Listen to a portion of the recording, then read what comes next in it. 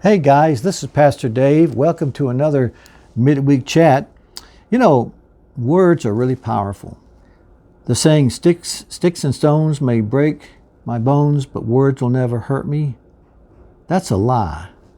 Words are so powerful. Proverbs 16:24 says, pleasant words are like a honeycomb, sweetness to the soul, and health to the bones. Words can be healing or they can be hurtful.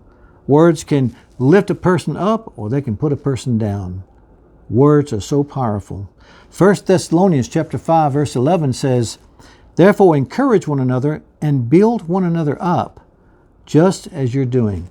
As Christians, we should always strive to be a great encouragement and a blessing to those around us. We should never think that our encouragement does not matter. It does matter. It may very well make all the difference in the world to someone. From the website Creative Bible Study is the story of Teddy Stollard. There's a story many years ago of an elementary teacher.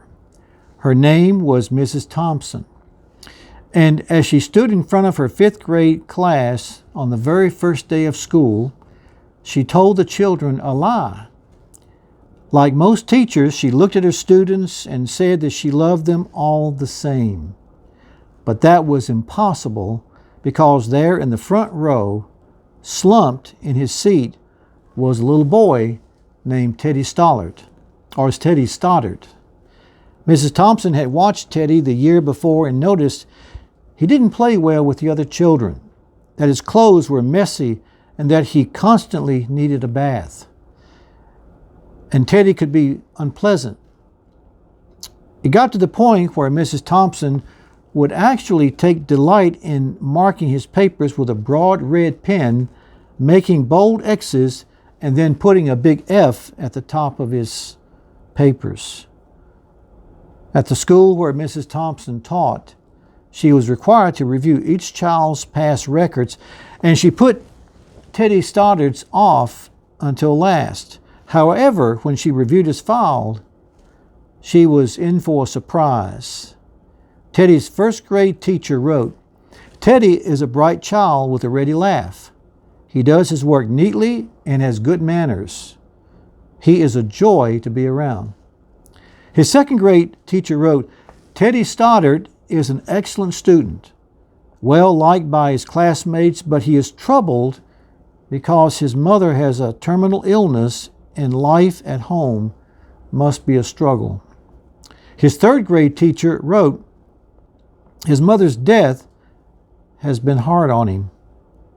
He tries to do his best, but his father doesn't show much interest, and his home life will soon affect him if some steps aren't taken.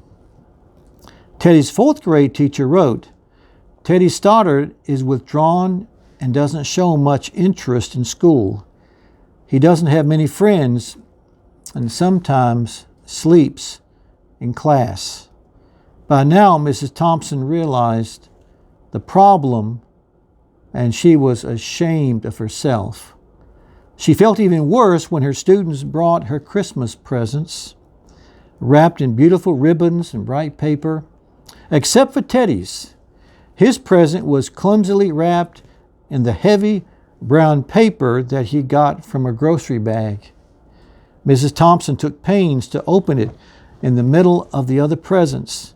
Some of the children started to laugh when she found a rhinestone bracelet with some of the stones missing and a bottle that was 1/4 full of perfume.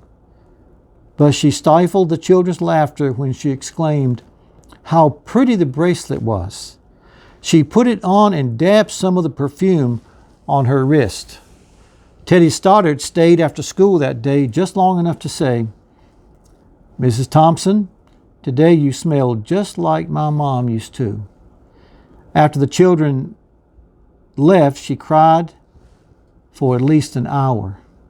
On that very day, she quit teaching, reading, writing, and arithmetic. Instead, she began to teach children. Mrs. Thompson paid particular attention to Teddy. As she worked with him, his mind seemed to come alive. The more she encouraged him, the faster he responded.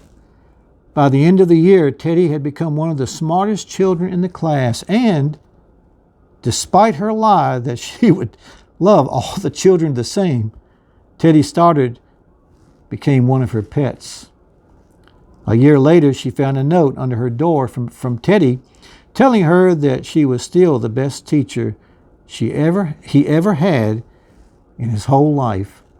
6 years went by before she got another note from Teddy. He then wrote that he had finished high school, third in his class, and she was still the best teacher he ever had in his whole life.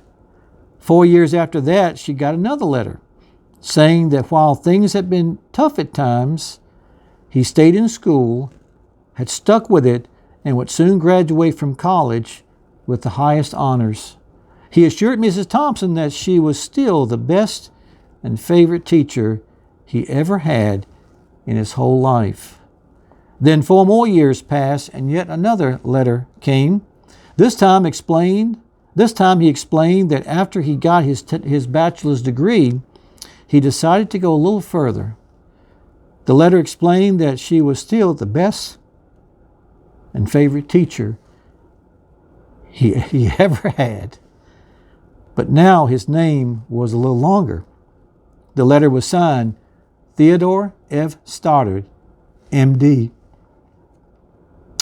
The story doesn't end there. You see, there was yet another letter that spring. Teddy said he had met this girl and was going to be married. He explained that his father had died a couple of years ago, and he was wondering if Mrs. Thompson might agree to sit in the place at the wedding that was usually reserved for the mother of the groom. Of course, Mrs. Thompson did, and guess what? She wore that bracelet, the one with several rhinestones missing, and she made sure she was wearing the perfume that Teddy remembered his mother wearing on their last Christmas together. They hugged each other, and Dr. Stoddard whispered in Mrs. Thompson's ear, "Thank you, Mrs. Thompson, for believing in me. Thank you so much for making me feel important and showing me that I could make a difference." Mrs. Thompson, with tears in her eyes, whispered back. She said, "Teddy, you have it all wrong. You were the one who taught me that I could make a difference. I didn't know how to teach until I met you." We never know the Teddys that we may encounter and the great potential that they have. Let's be sure that we are encouragers for the glory of God. See you next time.